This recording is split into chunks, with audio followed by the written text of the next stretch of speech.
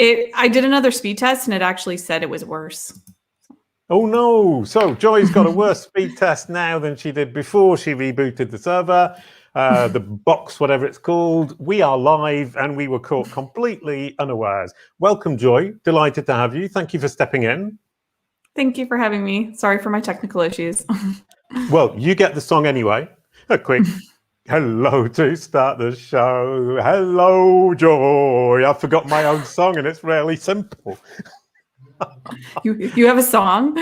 Yeah, a quick hello to start the show. Welcome to the show, Joy Hawkins.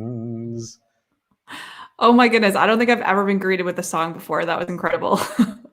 Right, brilliant. And thanks to my brain freeze, it's the first time I've actually completely got the song wrong. And that's 180 episodes. And I wrote the song so simple, even I can't get it wrong. And I still got it wrong. Right, welcome. We always start with a quick analysis of your brand SERP. So we're going to start with that, and then we're going to move on for everybody who's watching to GMB, and we're going to dissect GMB using some examples. And Joy's going to explain it all to me, because I think, like a lot of SEOs, think I understand how it works, but I suspect I'm overestimating my own knowledge. Right, your brand SERP, if we have a quick look at that. I looked at you first in Australia by mistake, and Google thinks that there's an implicit Fiona in there when I search for your name, because there's a Fiona Joy Hawkins who is famous in Australia, who gets that top spot with the Twitter. So, and you're second and you're third, and you've got all your photos. So the famous Fiona Joy Hawkins isn't as solid in SEO as you are by quite a long chalk. I then looked in the UK, and Fiona is still there. And she's still at the top. So there must be some kind of relationship between Australia and the UK in Google's little brain, which is perhaps reasonable. I don't really know. But more photos in the UK for some obscure reason that I can't figure out. And then I looked you up in Canada. And of course, in Canada, the third one, absolutely, it's only you, Joy Hawkins. That was a song from the Ink Spots back in the day. So in Canada, where you are incredibly relevant, you really dominate. And in the rest of the world, Google likes to fill it in with an implicit Fiona for some reason. What do you think of that? I mean, I think she's probably a lot more famous than I am. So I don't really blame Google for that. But yeah, I've been getting alerts for her name since I set up Google Alerts for mine. So it's kind of an ongoing problem. I think Sterling Sky is a little better. At Sterling Sky, we don't get as much like irrelevant stuff that isn't actually related to our brand. So that's good. Right, brilliant. What I find interesting, and I was looking at this doing the daily brand SERPs last week, is that Google does like to add to people an implicit name. And so it will tend to add an implicit name, the Fiona. And it isn't always clear why it might want to do that. Might be search volume, might be, as you say, notability from her perspective. But what is interesting is somebody who's good at SEO is always going to be very solid in terms of their presence, even compared to somebody relatively famous. So that was the brand SERP. I love brand SERPs. You love Google My Business and local SEO and so on and so forth. So what I've done is prepared some examples.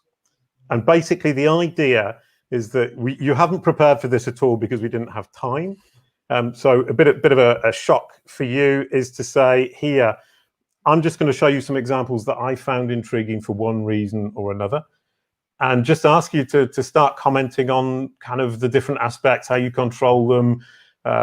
Let's not be too critical of the people who are actually running these accounts, but just walk me through it a little bit, and then I can ask lots of questions. So the Oxford Cheese Company, I like that because it's a cheese shop. Yeah.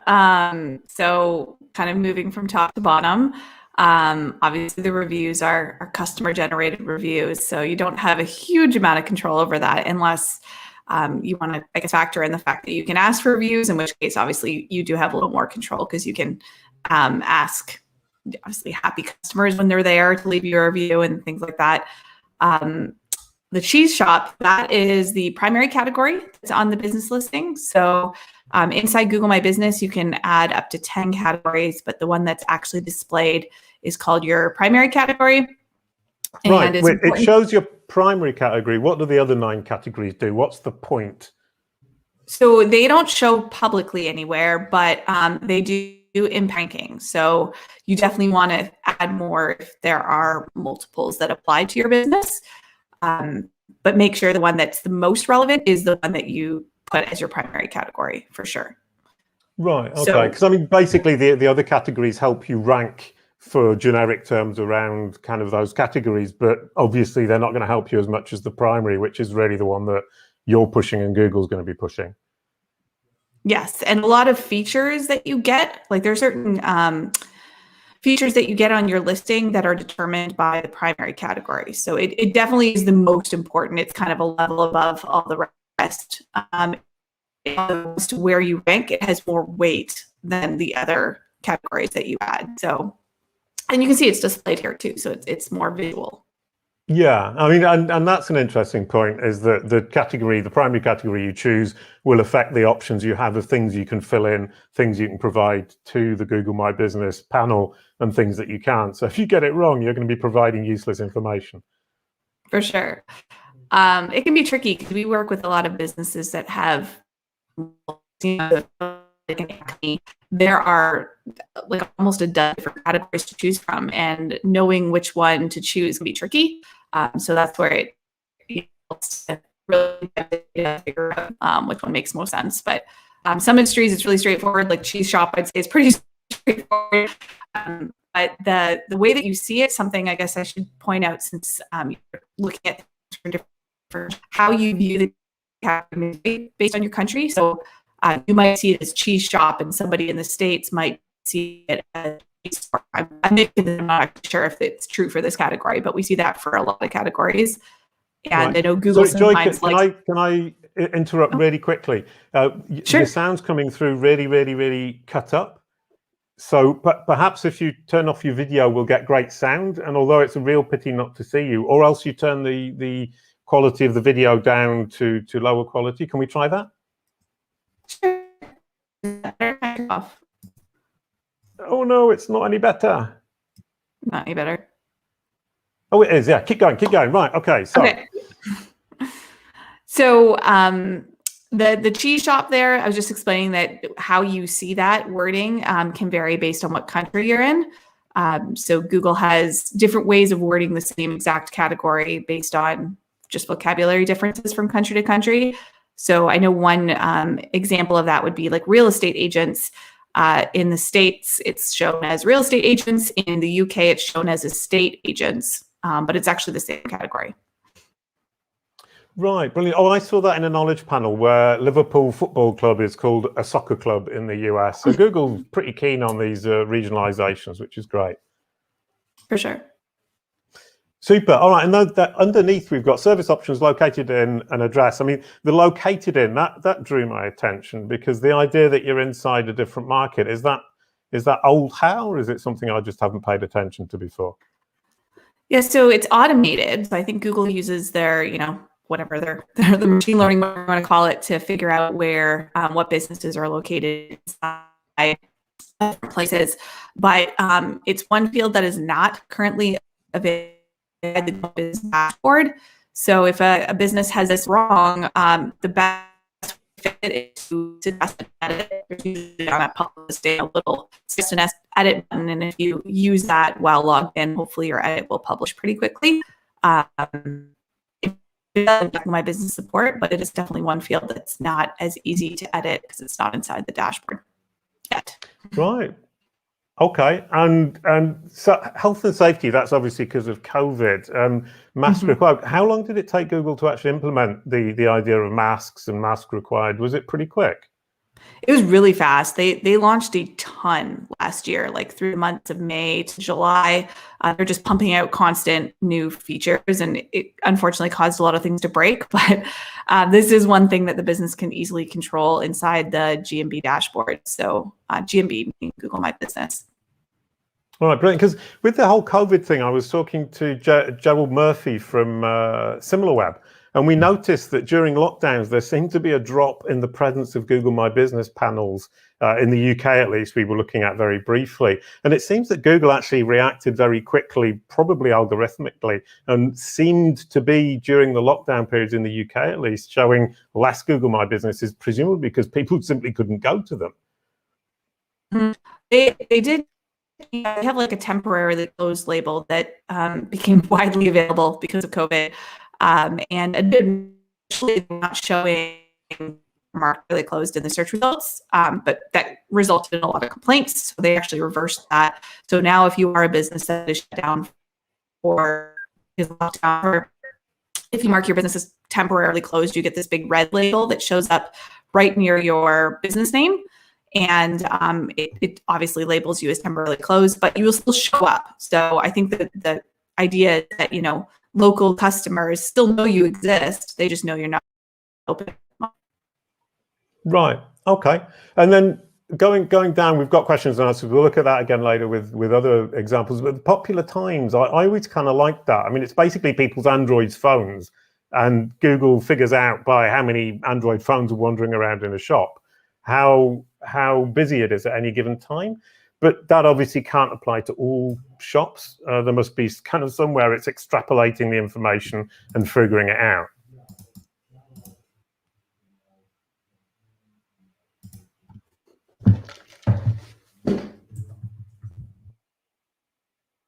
Oh, Joy, have we lost you, or is it me who's lost me? Oh no, it's all gone horribly wrong. Well, I'm not sure. Sorry, I'm back. I'm not sure what's going on with my internet. It keeps cutting out. Okay. Well, I mean, we can keep going and see how it goes, and if it's really on and off, perhaps we can reschedule for another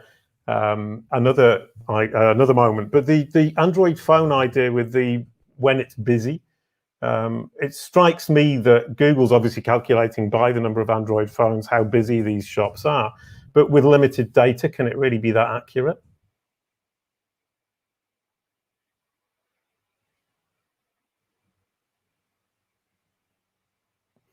Well, it looks like Joy's internet connection is really playing havoc with everything. So maybe what we can do is, we've now completely lost Joy. What we can actually do is pivot and do the rest of the show with Anton, who is always behind the scenes and is now coming on looking incredibly annoyed. And we can put your footer on. And what I'll do is invite Joy back for another week at some point. Joy is back. Do you want to try it again? Yeah, let's give it another go. Because we're here for Joy and not... I apologize, guys. Like, it's really unstable. It's not usually like this. I don't know what's going on. I'm guessing my internet provider is having an outage. That's the only thing I can think of. Because my internet's like a third of the normal speed right now. Oh right, okay. Oh dear. So we're suffering because of that. Yeah. My apologies. Well, we'll give it another go. Let's give it another go because it's definitely worth. I know. I wasn't sure if you wanted to reschedule or something. I apologize. I can't predict that. No, it's okay. Well, we'll give it another go. If it doesn't work out, we'll reschedule it for another day. Maybe we'll pre-record it and push it out to make sure that it's all delightful and wonderful. So, we were talking about popular times. Did you hear the question, or should I repeat it? No, sorry. That's when my internet stopped working. Right, because the busy popular times, basically Google's measuring how many people using an Android phone are hanging around in the shop to see if it's busy, but it goes beyond that, doesn't it? Yeah, so they don't really disclose what signals they use for this, but it is all automated, and they don't allow the business to actually control this. So who gets it is determined mainly by volume. So if you have enough people and Google has enough data, then they show it. But we've seen graphs where sometimes they show up and then all of a sudden there's no data and it's less than useful. So definitely not something to control. Right, okay. I was kind of imagining that they could also kind of take the shops around it and imagine that if the other shops around it might be busy, they might be busy too. But that would be a bit dangerous, I suppose, wouldn't it? Likely, yeah. We see this on lots of business types, but usually ones that, get a lot of the traffic. Right. Okay. I mean, that's just another example of me thinking, oh, that would be a cool idea, rather than I actually think they're doing it. So I've got to be careful about that. Then we've got reviews. You were saying you can't control them, but you obviously have to deal with them, because you can't just leave them as they are. You have to look at them, reply to them, and encourage people to give you them.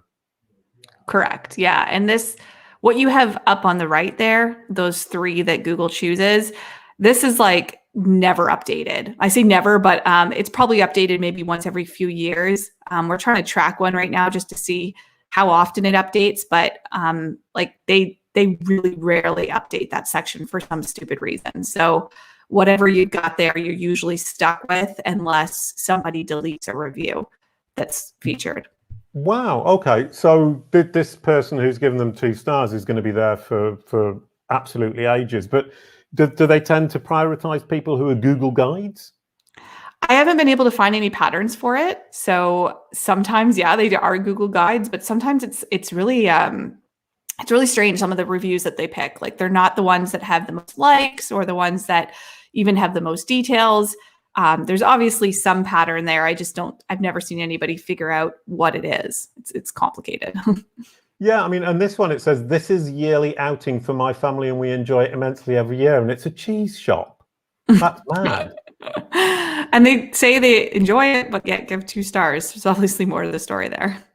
Yeah, an outing to a cheese shop that we enjoy, but we only give it 2 stars. There you go. That's completely not logical. And the profiles, I mean, sometimes we see none, sometimes we see loads. Where do they come from? Yeah, so that's another thing that's automated. I think I've heard people say that like adding same as schema markup to your site will help this. We've tried to create one when it didn't exist anymore, just by adding schema. Weren't successful. So if Google does use that, I don't think this gets updated frequently. I think it's one of those things that gets updated every so often. We're not sure how often that is. Right. Okay. I mean, if it's in any way linked to the knowledge graph, kind of, you can count on 3 months for Google to actually change anything. But I think kind of a lot of this information that Google's mapping on its own is stuff that it updates relatively infrequently. And we get so used to those fast updates in the normal index that we're always disappointed by the slower updates to this mapping of information. I was then going to look at Nosebag Restaurant. And here we've got a description underneath and a price range. Why would I have those? Yeah, good question. So the price range is mainly by customers. So when you go to a restaurant, like Google will sometimes ask you questions through the Google Maps app. So you can rate things, and these are subjective attributes, so they don't allow the business owner to control these, which makes sense, because every business is going to probably be a little more nice rating themselves than a customer would. The description is called an editorial summary, and not every business has one of these, but they are handcrafted by Googlers. They are not something that you can control or edit. But Google will change it if there is anything factually inaccurate about it. So we've run into that a few times where like it says the business does something that it doesn't actually do. And you can contact Google My Business Support if that's the case, and they will update it. Right. Do you think that they might just kind of go through all the reviews, try and do some kind of summary, and then get somebody to clean it up? Yeah, I mean, I'm not sure their process for how they pick businesses. I just know that it definitely is related to popularity. So popular businesses have them, and then also related to industry, because we see this a lot more for restaurants, for example, than like a lawyer would not be likely to get one of these. Right. Okay. I mean, the enduring and simple wood-furnished self-serve canteen for signature soup, salads, and casseroles sounds like either accumulation of people who are being quite kind of keen to be wordy in their reviews, or some kind of restaurant reviewer, but I can't imagine they're employing professional restaurant reviewers. Yeah, and what you see actually does vary a bit based on if you're on Google Search versus Google Maps. So if you pull up Google Maps, I believe it's a shortened version because there's less space. All right, brilliant, wonderful. Ooh, I'm learning lots of things here. What about the reservation link at the bottom? Oh, goodness. This would be a good one to ask Tim Capper about. He is constantly getting mad at Google for some of the things they do for hotels and restaurants. So I believe the reservation link is another thing that can be scraped, but they are starting to control this a bit better. So historically, Google has pulled in third-party reservation links or order links from places that the businesses didn't even want, so that's been kind of a point of contention, but I believe now you can edit this inside the GMB dashboard. I don't work with a ton of restaurants, so I'm not sure if it gives you full control or if there's just some control now. So the more we talk about this, the more you're saying, oh, you don't control that, you don't control this, you don't control that. There isn't the control that most of us traditionally associate with Google My Business. Yeah. Well, they like to try and tell you that you control stuff, but you really don't. I mean, you control some things, whatever Google lets you. In reality, though, this page is Google's property, not yours. So it's always important to keep that in mind.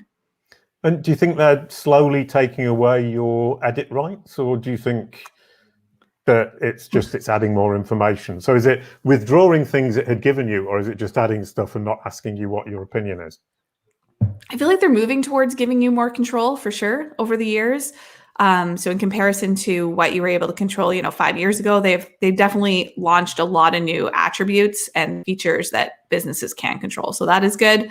I think there's just certain things that they're never going to give to the business, like things like reviews, obviously, are always going to be consumer controlled, and certain types of attributes are going to be consumer controlled. And then reviews from the web, they just pick completely haphazardly what they're going to show. Yeah, there is a pattern to this one. So usually what shows in there is the sites that show up for a branded search that have review stars on them. So if they have schema and they have gold stars in the search results, then they get pulled in here.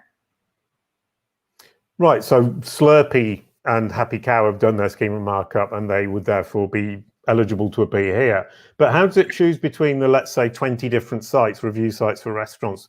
Why do they choose Slurpee and Happy Cow instead of, I don't know, TripAdvisor or something? Usually what we see is that these ones are the ones that are the highest ranked for a branded search. So okay. It usually corresponds almost exactly with which ones show up on the organic side. Right. Okay. So it's kind of duplicate information, really, isn't it? Pretty much. No, that's incredibly interesting. I'm going to listen back to that bit, because that's a piece of information I've been looking for ages.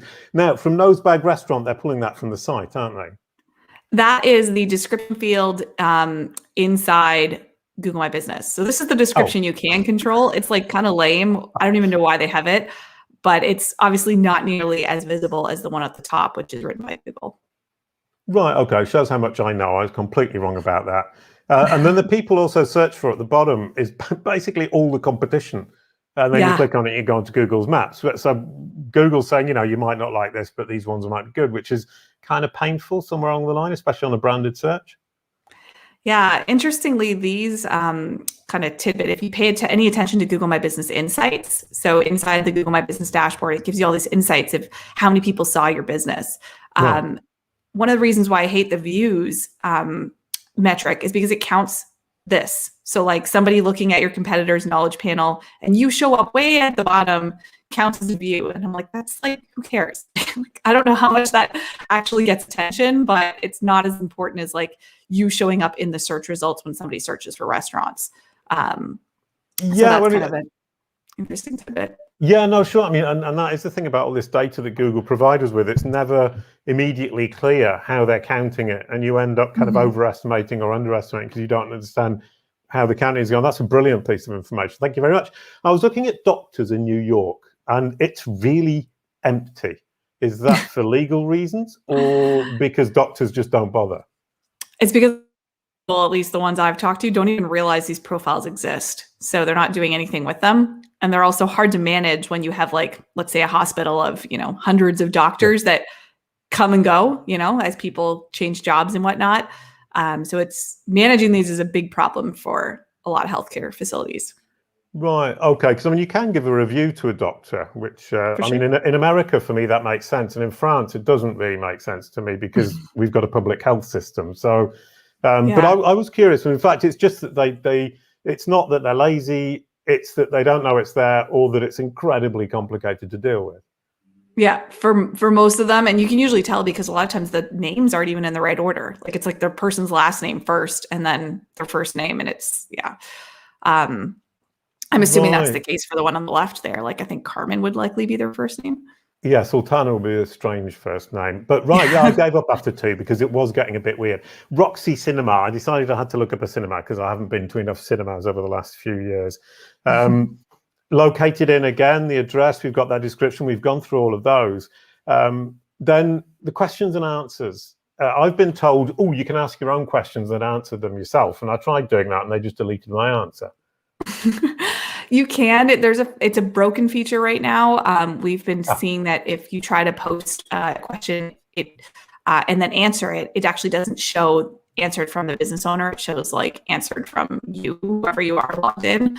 I believe that's a bug, so I think Google's working on fixing that. But it's never been like against their policy or anything for a business to post their own questions. Like they're totally fine with it. Okay, right, brilliant. So I wasn't being picked on. It's just a bug. Jolly good. And what I like here is you've got Roxy Cinema and then it's got nearby restaurants, which is basically related entities. And it's saying if you've gone to the cinema, you're obviously going to want to go to the restaurant. Yeah. So this isn't very common. I don't see this on very many types of businesses. But yeah, that's exactly what you're saying. Google knows that people. I mean, it's the idea of an assistive engine. It's saying, you know, this is what you're probably going to want to do next, and we're getting into Star Trek territory. Where it's pushing you along your consumer line. And then 2 profiles again. And if we move on to the next one, I had to pick this one because bâtard in French is a terribly rude word and we wouldn't say it. And this is really posh. It's got $4. Yeah, it's a pricey place. Pricey place, a French place. And reserve a table, where does that come from? So again, I think this is I believe you can opt out of this if you don't want it on your listing. So there is a specific feature for this that Google has just for restaurants.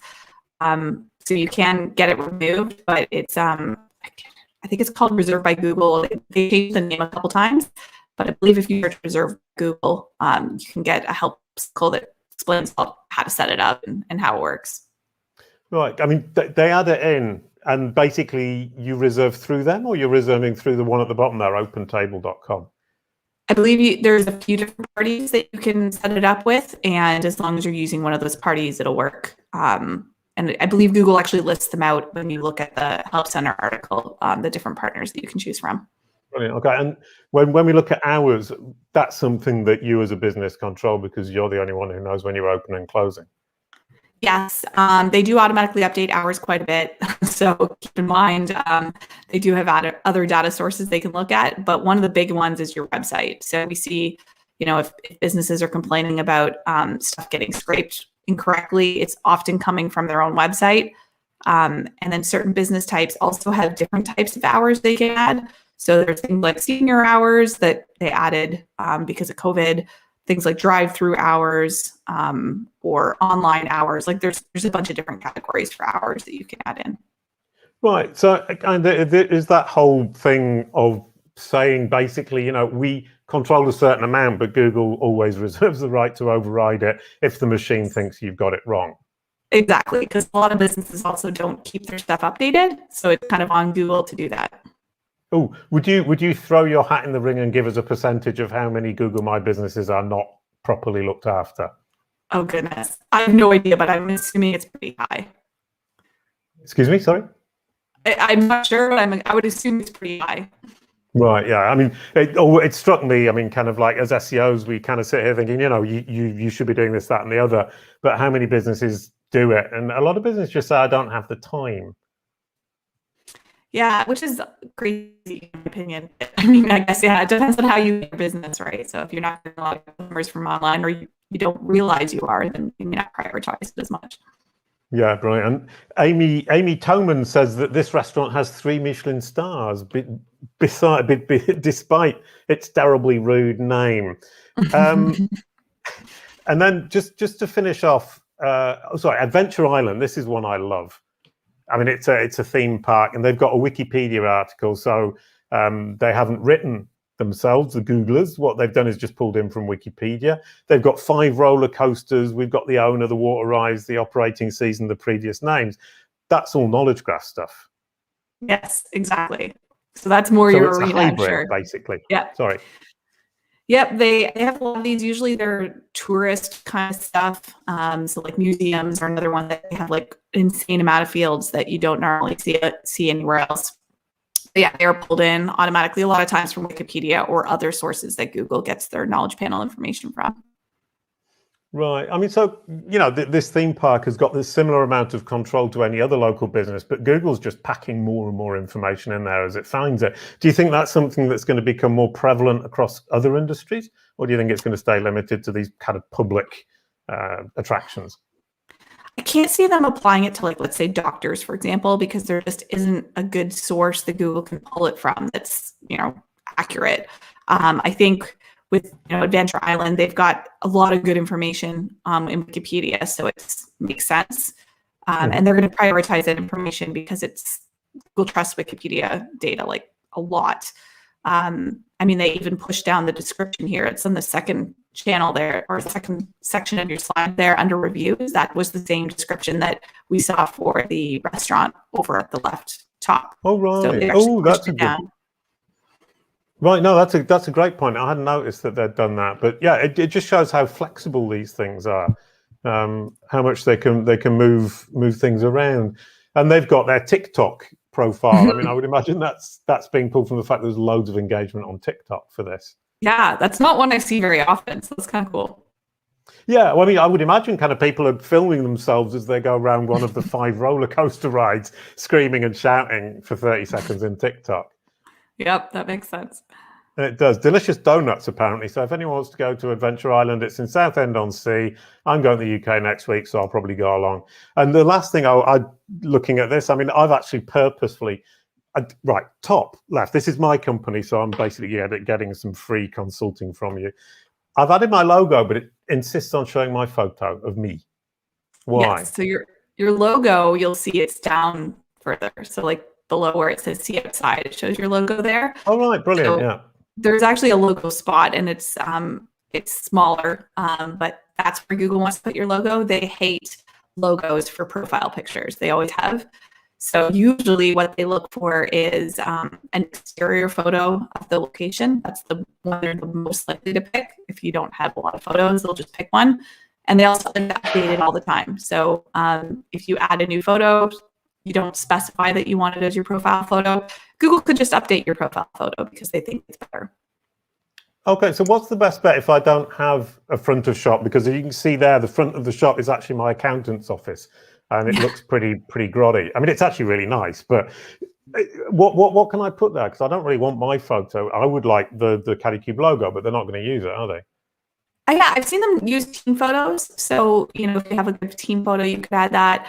Or like an interior photo, that's another thing you could try. But yeah, they generally just hate branded stuff. Like they don't. Right. Okay. Well, I don't have a team, so I'll just take a picture of my bookshelf and try to make myself look intelligent. And I've been using the events feature a lot, especially for this Kalicube Tuesdays. Now we've got Gennaro Cofano, who's going to be on in a few weeks. Have you seen them being particularly effective in any way, manner, or form? Because I'm just doing it for the fun and the experiment. Yeah. Oh, we've lost Joy again at the most important moment of the whole program. I was asking about events, which is this whole Kalicube Tuesdays thing of trying to do an experiment of seeing how quickly I can push events into the knowledge graph. And one of them was using Google My Business, which appears not to have any effect at all. And I'm hoping Joy will come back to finish off her critique of my Google My Business. Please do speak up when you do come back, Joy, because I will then shut up immediately. No, she's not coming back, I don't think, today. So I'll just keep talking my way through. I also added the products as an experiment. And the problem is I really don't know if this is having any positive effect other than the fact that people see them from time to time when they're looking for Kalicube. And there you got the questions and answers. What is a brand SERP? I answered it and somebody deleted it. It was a bug. Now, I think somebody else answered it for me. Might have been Simon Cox, and now we've got it back. And completely lost joy now, so I'll finish off that. In fact, the from Kalicube is from my Google My Business, and I hadn't realized that either.